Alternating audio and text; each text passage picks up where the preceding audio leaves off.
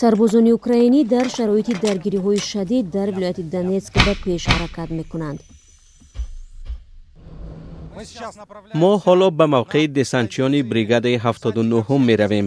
ин ноҳия Красноривка мебошад.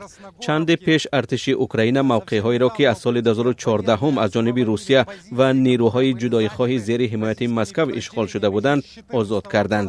ҳоло дар ин минтақа амалиёти ҷангӣ шиддат гирифтааст.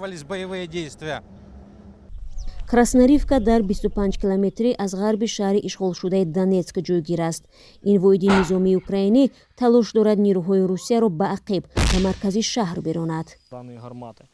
мо мавқеъҳои душманро назорат дорем ва ҳадафи тир қарор медиҳем. хандақҳо ва мавқеъҳои тирандозии душман намоён ҳастанд. дар болои онҳо халтаҳои рег гузошта шуданд. зимнан ин 4 тонки сӯхта аз русҳо аст. ба онҳо чанд снаряд бархӯрд. нерӯҳои душман талаф ёфтанд. чанд кас захмӣ шуд. артиши Русия мавқеъҳои нави сарбозони Украинаро ҳадаф қарор медиҳанд. душман ба муқобили қушунҳои мо бесарнишинҳои камикадзеро ба кор бурда мавқеъҳоямонро тирборон мекунад. илова бар ин онҳо танкҳои камикадзе ва мошинҳои зирехпӯши пур аз маводи таркандаро истифода мекунанд. Украина ахиран иддао намуд ки наздик ба 14 километр атрофи Бахмут озод карда шуд.